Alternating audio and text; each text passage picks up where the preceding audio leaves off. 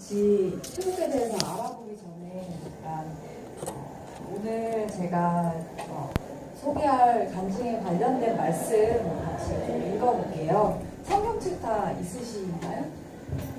집에 있습니다.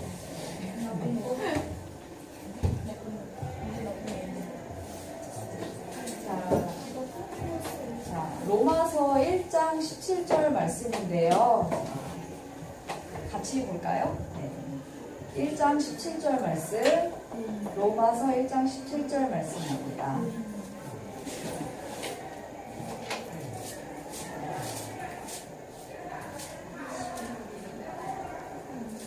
찾았나요?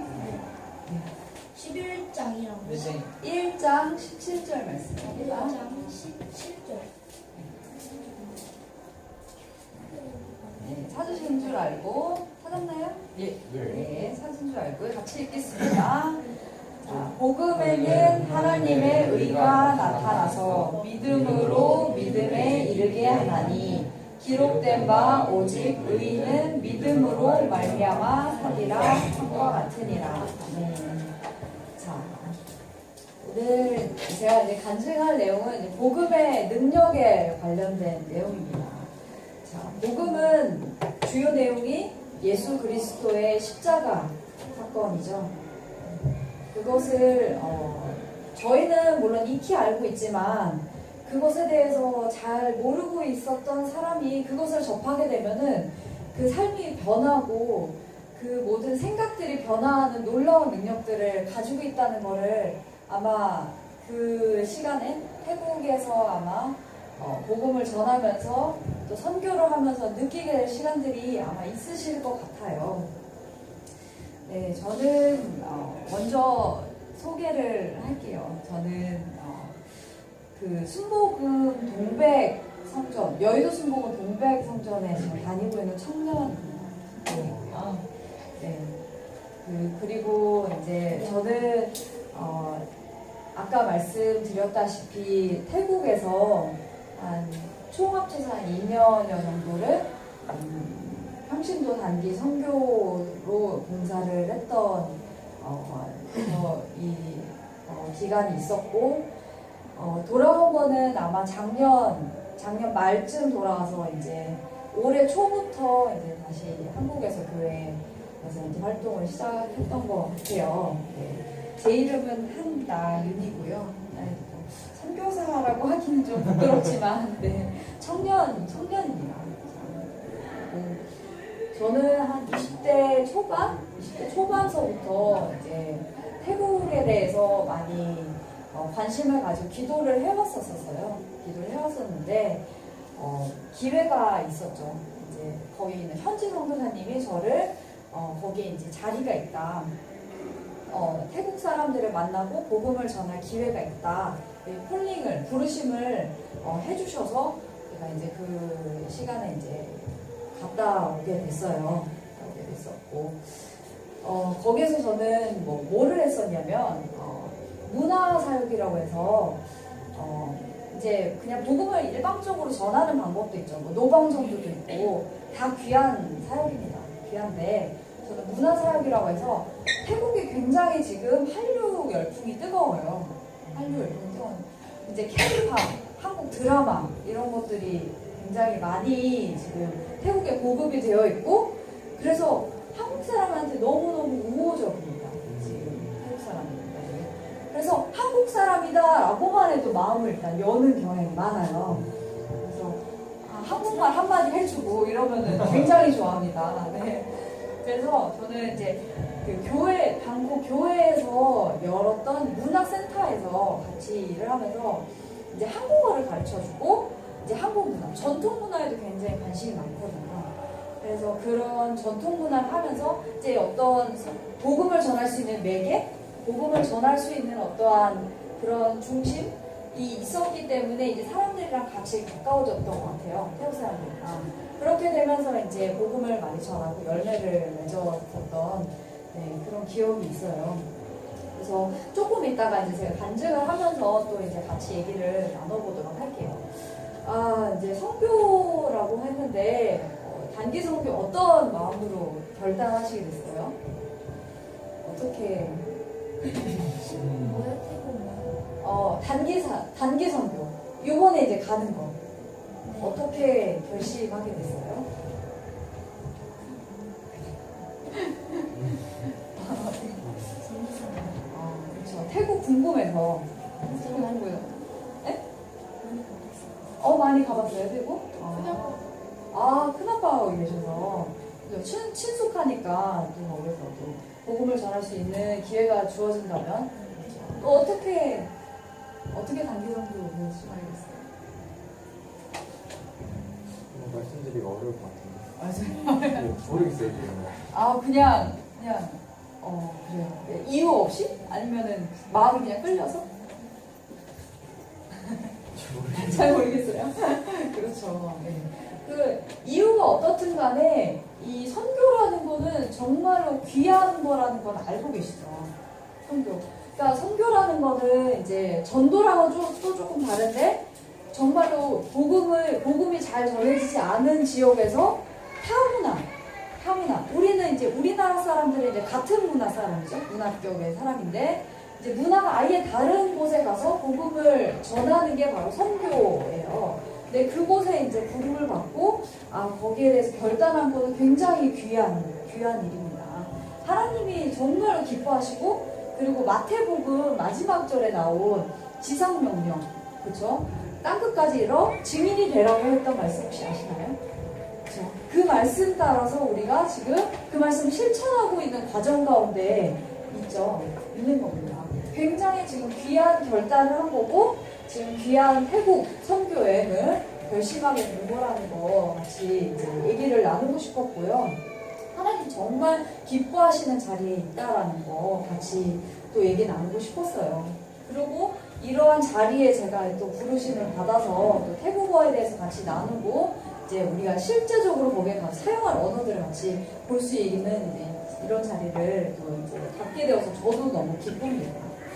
자, 여러분들 선교 가기 전에 먼저 태국에 대해서 좀 알고 있는 것들이 많이 있나요? 아까 친구 많이 태국에 대해서 가봤다고 했는데 혹시 태국에 대해서 알고 있는 거가 있나요? 뭐가 있나요? 네? 볶음밥이. 그래서 태국 음식이 굉장히 맛있어요. 우리나라 사람이랑 굉장히 입맛이 많이 맞아요. 많이 맞고. 그냥 물에다 담고. 그래요. 그렇죠. 우에다 타먹는 것도 있긴 한데 물에다가도 많이 타먹어요. 그렇죠. 나도 없어요. 네. 그렇죠. 또 혹시 뭐 태국에 대해서 아는 거 있나요? 사와디카. 그렇죠. 인사도 알고. 또 화면이 맛이 없어요. 맛이 이상해요? 먹어봤어요? 콩라면? 네, 전사님들이 다 먹지 말라고 토한다고. 똠양꿍 맛이에요. 똠양꿍 혹시 들어보셨나요? 네, 똠양꿍 들어봤죠? 네, 그렇죠. 자, 근데 선교를 가기 전에 우리가 어느 곳을 가더라도 그 선교지에 대해서 좀 명확하게 알고 있는 것들이 있어야 돼요. 우리가 친구한테 전도를 하더라도, 그렇죠?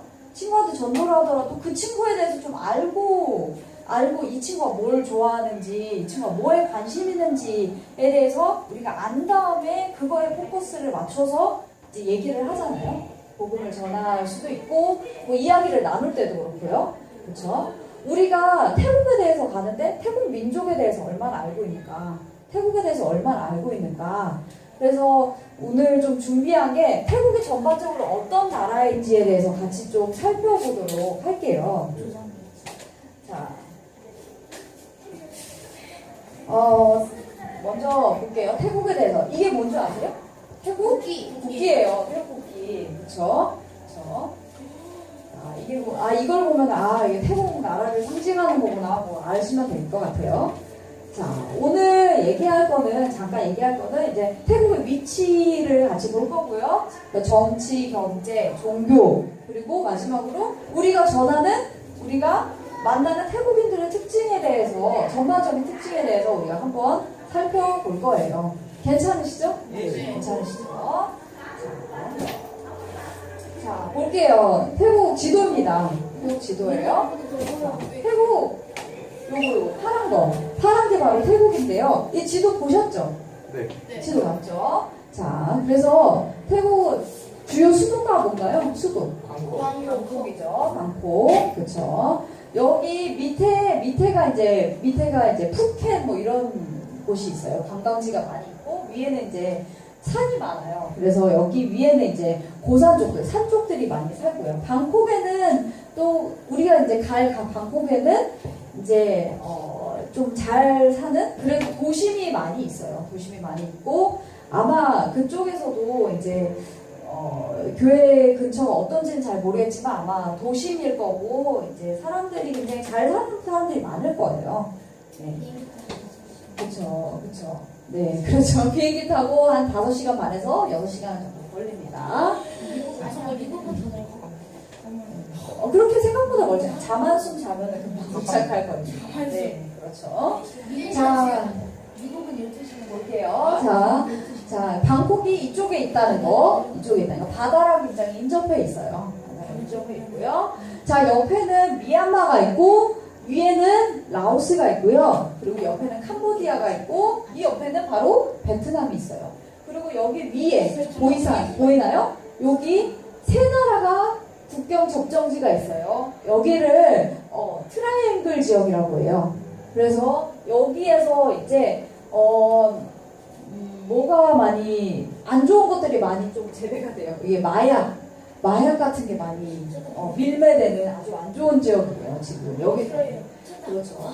자, 밑에는 뭐가 있냐면 말레이시아 있고 요 밑에 여기 잘렸는데 여기에 바로 싱가포르가 있어요. 여기 지금 잘렸는데.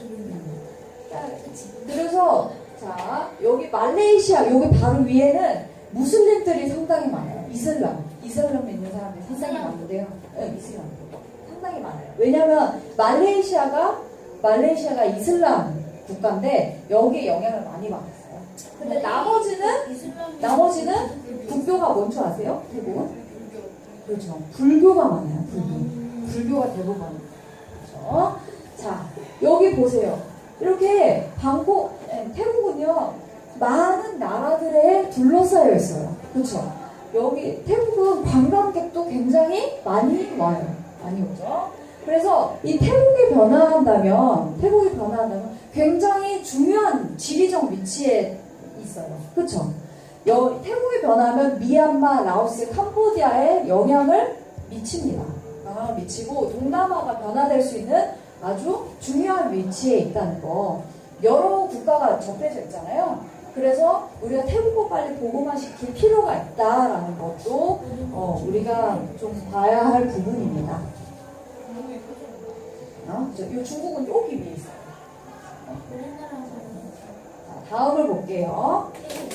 자, 그렇죠. 그 다음에 태국의 정치를 같이 보도록 할게요. 태국은 왕이 있을까요, 없을까요? 있어요. 그래서 이게 처음부터 그렇죠. 왕이 있어요. 왕이 있는데. 왕이 있어요. 그래서 좀 생소해요. 우리나라 사람들 같은 경우는 좀 생소합니다. 왕이 있다는 거. 왕이 있는데, 태국은 왕을 굉장히 좋아해요. 숭배합니다. 태국에 갔을 때 왕 사진 많이 봤어요, 안 봤어요? 태국 길에 가면은 곳곳에 왕 사진이 굉장히 많이 붙어 있어요. 왕을 여기에서 여기 세 명을 보면요, 이분이 왕이에요. 태국 왕이고 이분이 바로 왕비입니다. 왕비예요. 그리고 이분이 바로 첫째 아들입니다. 태국 첫째 아들인데 왕정 국가예요. 왕정. 지금 현재. 그렇죠. 지금 왕이 재위 69년 차를 맞았어요. 이 왕이. 그래서 세계 기네스북에 올랐습니다. 가장 긴 기간 재위했던 왕으로. 네. 그런데 문제는 이게 독재가 아니라 굉장히 왕이 국민들한테 총애를 받고 있어요. 선망을 받고 총애를 받고 있어서 하나 주의할 점이 태국 왕을 함부로 태국에서 욕하면 안 돼요. 네. 이게 뭐 잡혀가고 그런 문제가 아니라 태국 국민들은 다 왕에 대해서 존경심을 갖고 있어요. 존경심을 갖고 있어서 태국 사람들이 듣기에는 좀 굉장히 불쾌해요. 그러니까 태국 사람들이 좀 응집될 수 있는, 좀 모일 수 있는 힘이 바로 이 왕한테 있습니다. 왜냐하면 이 왕이 굉장히 선정 정치를 했어요. 선정 정치에서 국민들을 많이 돌보고 국민들한테 자신의 사비를 털어서 재단을 설립하기도 했고요. 많은 선행들을 베풀었어요. 선행들을 베풀었기 때문에 굉장히 왕을 좋아합니다. 여기 보십시오. 이게 바로 왕인데요. 왕 젊었을 때 모습이에요. 근데 보이시나요? 이게 바로 태국 출가한 모습입니다. 제가 조금 출가한 거예요. 스님이 된 모습이죠. 자, 근데 태국은요, 조금 이따가 얘기할 거지만 20대 초반이 되면요, 반드시 거의 이제 이거 법적으로 의무는 아닌데 반드시 출가를 해요.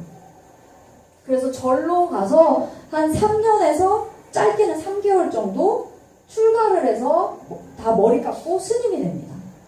이것을 사회적인 풍토라고 해서 다 지키고 있어요. 그래서 굉장히 불교의 어떤 문화가 견고하게 서 있다는 거. 왕도 이렇게 출가를 한 거 보이시죠? 그래서 출가를 3년 정도 출가를 하신 모습입니다. 그렇죠? 자, 근데 태국은요, 왕이 직접 정치를 하는 체계는 아니에요. 왕이 직접 정치는 하지 않아요. 근데 실질적인 영향력은 있지만 직접 정치를 하지는 않고요. 총리가 있어요. 총리. 그렇죠. 총리는 어떻게 생각하면 되냐면 우리나라의 대통령 같은 거예요. 그러니까 정치적인 수장입니다. 왕이에요. 정치적인 왕이에요. 자, 그래서 태국 총리가 여러 번 바뀌었는데요. 태국 정치를 결론적으로 말씀드리자면 굉장히 불안정해요. 왜냐면 혹시 쿠데타라고 아세요? 쿠데타. 그렇죠. 쿠데타. 뭐냐면 군사가 들고 일어나서, 그렇죠. 군사가 들고 나서 정권을 다 쓸어버리는 거예요. 우리도 옛날에 군부 쿠데타가 있었죠. 뭐 전두환 씨 때나 뭐 그렇죠. 그때 이제 군부 쿠데타가 있어. 그 사람들이 다 군사죠. 지금 바로 작년에 또 쿠데타가 일어났어요. 작년에 쿠데타가 일어났어요. 그런 것 같은 쿠데타가 일어나서 이게 벌써 바로 입헌군주제. 입헌군주제 조금 어려운 말인데 왕과 정치가 분리된 상황이죠. 1940년대에 입헌군주제가 있고 난 다음에 벌써 18번째 쿠데타예요. 굉장히 불안정하죠. 그래서 총기 사건도 많이 일어나고 굉장히 좀 위험한 부분이 있었죠. 작년에. 그래서 그 총리가 작년 총리가 물러나고 지금 있는 총리가 바로 뿌라윳 총리예요. 이 총리가 지금 군복 보이시죠? 군복 보이세요? 그렇죠? 이 사람도 육군입니다. 육군이 이제 총리직을 가지고 있어요. 총리직을 가지고 지금 정권을 이제 잡고 있는데, 그렇죠? 그래서 어느 정도 일단 안정기는 작년에 굉장히 혼란스러웠습니다. 근데 올해는 괜찮아요. 올해는 괜찮은데, 그렇죠? 그래서 태국 정부는 지금 상당히 좀 불안정한 상태라는 거를 좀 알려드릴게요. 그래서 결론적으로 말씀드리면은 태국의 왕사진 굉장히 많이 보이실 텐데, 태국의 복음화가 좀 늦어지는 이유 중에 하나로 보는 게, 왕을요, 굉장히 좋아하다 못해서 신격화시킵니다. 그래서 복을 빌거나 내가 잘 되고 싶을 때에도 왕한테 절을 하고 기도를 하는 경우가 많아요. 네, 신도 아니고 왕한테. 이렇게 향도 피우고. 그런 경우가 많아서, 그런 경우가 있어서, 왕권이 좀 무너져야 된다는 소리도 있고요. 하지만 또, 지금 왕이 굉장히 연로하죠.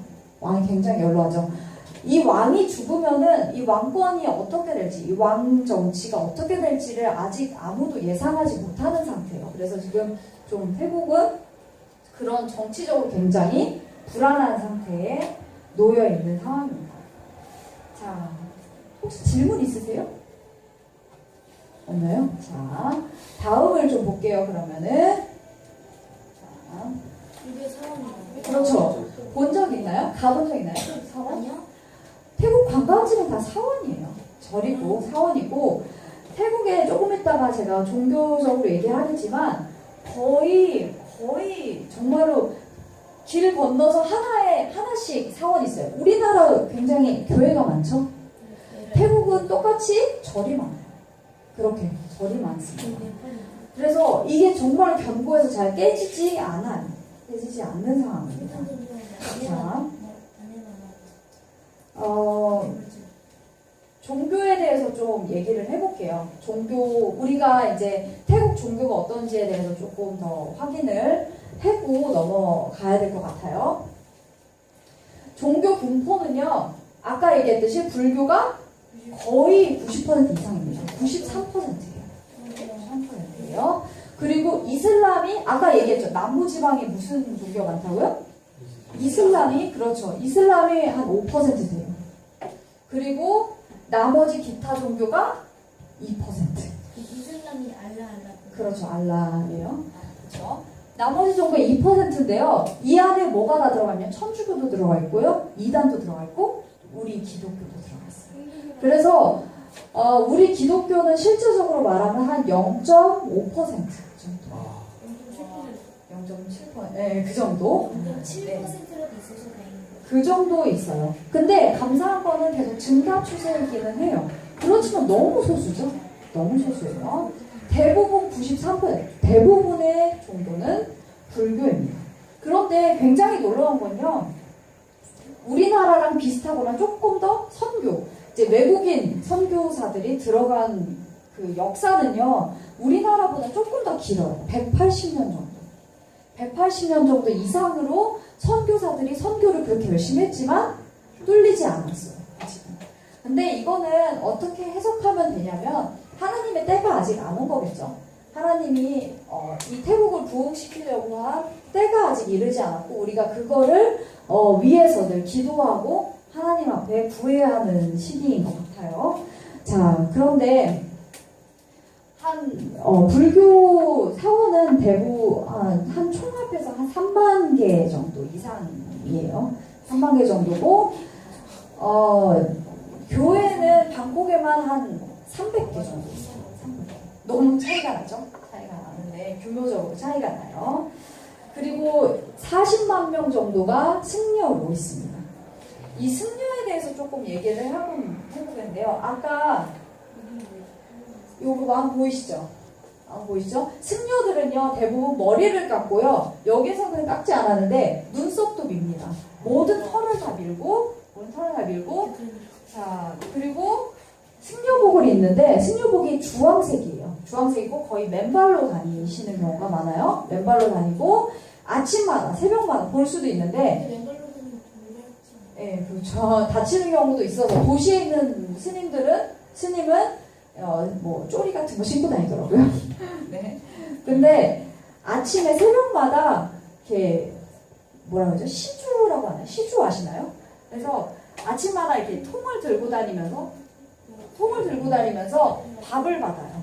밥을 받는데 사람들이 다 무릎을 꿇고 스님한테 밥을 줍니다. 그거를 하면은 그 사람들한테 복이 온다고 믿고 있어요. 마지막에는 단무지로. 네, 그렇죠. 여러 음식을 다 같이 모아요. 그리고 여기 스님들은 고기를 먹어요. 네, 스님들이 우리나라 스님은 고기를 안 먹는데 여기 스님들은 고기를 먹습니다.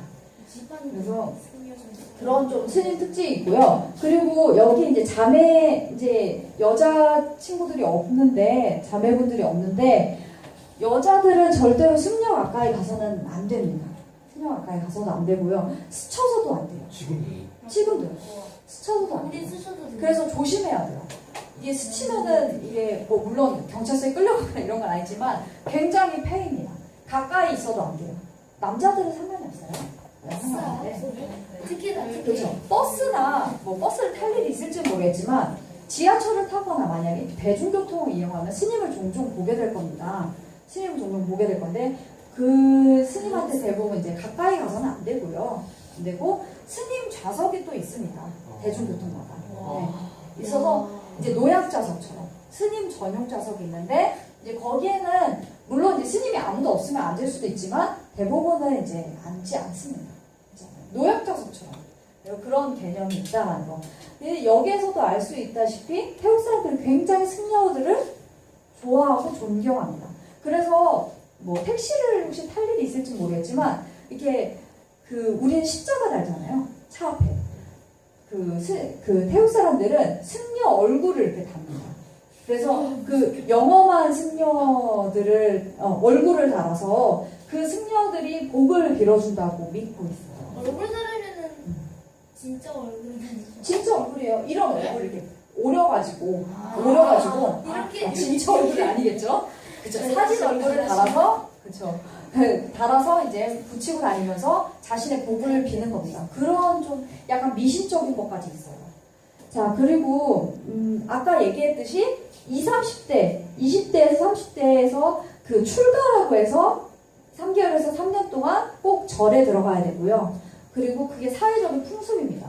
이거를 하지 않으면 약간 차별을 받고요. 차별받고 약간 뭐 직장 승진이나 이런 데에서도 좀 차별 대우를 받아요. 그러니까 사람들이 안 할 수가 없고 이게 의미가 뭐냐면 자신의 부모의 죄를 자녀들이 짊어진다라는 의미가 있어요. 좀 말도 안 되는데 그러니까 부모님들이 출가를 하기를 원하시기 때문에 효도하는 입장으로 어쩔 수 없이 절에 들어가요. 그럼 저 사람은 죄를 부모님 죄를 다 사라지는 거예요? 그렇죠. 그렇게 믿어요. 그러면은 저 다음 사람은 나는 바뀌지 않아요?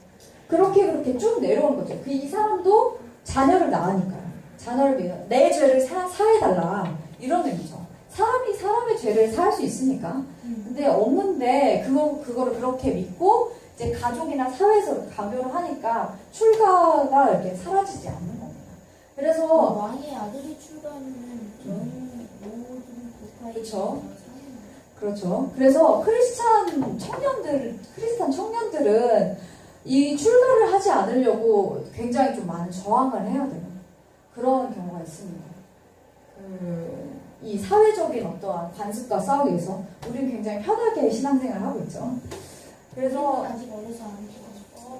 그 정도로 종교에 대해서 얘기하고 사원 아마 이제 비전 트립이니까 사원도 아마 보게 될 거예요. 기도하는 마음으로 갔다 오시면은 될 것 같아요. 여기가 가장 큰 사원, 가장 크고 유명한 사원인데요. 관광지로도 유명하고요. 여기에 불상이 굉장히 큰 불상도 있고요. 유리로 만들어진 불상도 있어요. 영원하다고 믿고 있고요. 그리고 여기 새벽 사원이에요. 새벽에 보면 굉장히 아름다워요. 아름답고 여기서 기도를 많이 합니다. 일출. 그리고 이거는 이제 어떤 천재 조각가가 불심으로 부처님한테 헌당하고 싶다 해서 만든 사원이에요. 이렇게 사람들이 불심이 좀 깊어요. 근데 사실은 태국에서 불교는 우리나라의 불교를 약간 생각하면 안 돼요. 약간 달라요. 느낌이 다른데 뭐냐면 우리는 이제 대승불교라고 해서 모든 중생이 같이 구원을 받아야 된다. 부처가 돼야 된다라는 의미가 있는데 여기는 약간 태국 불교는 힌두교 아세요? 힌두교 뭐죠? 그렇죠. 소 믿고 여러 가지 다신교를 믿는 힌두교와 결합이 많이 되어 있어요. 그래서 복을 추구하는 경우가 많아요. 부처가 되기 위해서 믿는 게 아니라 복을 추구하기 위해서 불교를 믿는 경우가 많고, 그렇죠? 그래서 이게 수행이나 이런 거보다는 그냥 가서 절하고 기도하고 이런 경우들이 많아요. 자, 그리고 다음에 볼까요? 자, 이거 누구죠? 니쿤이죠? 니쿤 태국 사람인 거 아셨어요? 알았나요? 니쿤 태국 사람인 거 알았나요? 니쿤 그렇죠. 가수입니다. 네, 그렇죠. 네, 태국 사람들은 어떤가? 우리가 만날 태국 사람들은 어떠한가를 잠깐 같이 보도록 할게요. 덥나요? 좀 덥나요? 자, 태국 사람들 만나본 적 있죠? 만나본 적 있나요? 한 번도 없나요? 한 번도 없죠?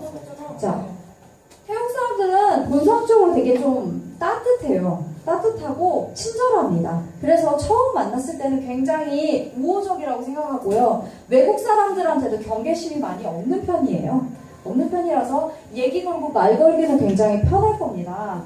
그런데 외국인한테 우호적이라는 거, 그리고 굉장히 낙천적이고 뭐랄까, 재미있는 걸 많이 추구를 해요. 재미있는 거.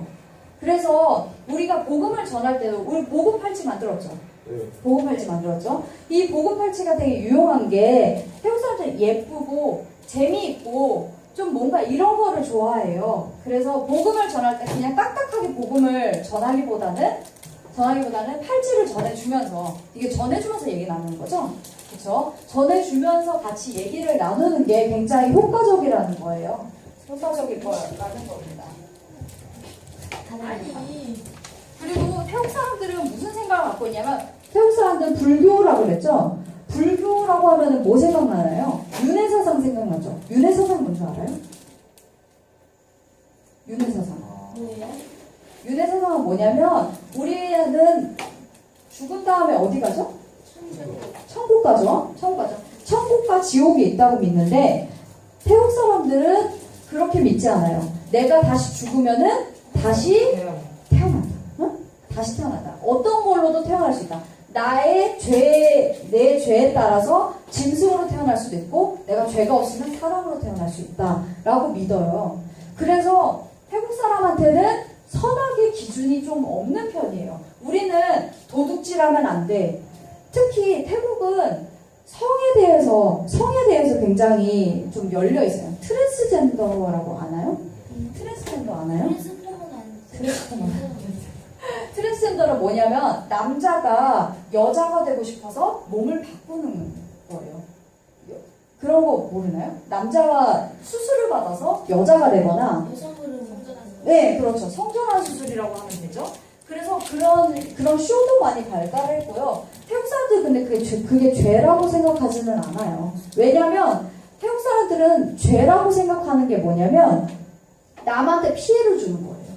남한테 피해를 주고 남을 불편하게 하고 그런 개인주의적이에요. 그거 외에는 죄라고 생각하지 않기 때문에 그건 너의 자유. 너의 자유를 침범할 수 없어. 너도 그럴 수 있어. 이렇게 다 수용하고 인정을 하는 겁니다. 근데 이게 굉장히 위험할 수가 있죠. 하나님은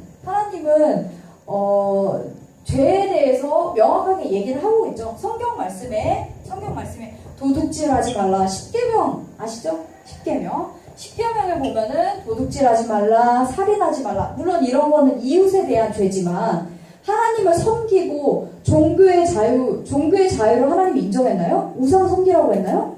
그렇죠? 이거는 남한테 피해를 주지 않지만 죄입니다. 죄죠? 근데 태국 사람한테는 그런 개념이 없어요. 개념이 없어서 이런 거에 대한 인식이 좀 없는 편이에요.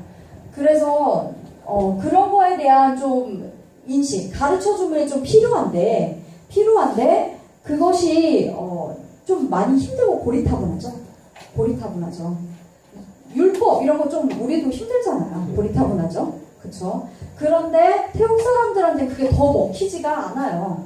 그래서 제자훈련 혹시 들어봤나요? 제자훈련. 제일 잘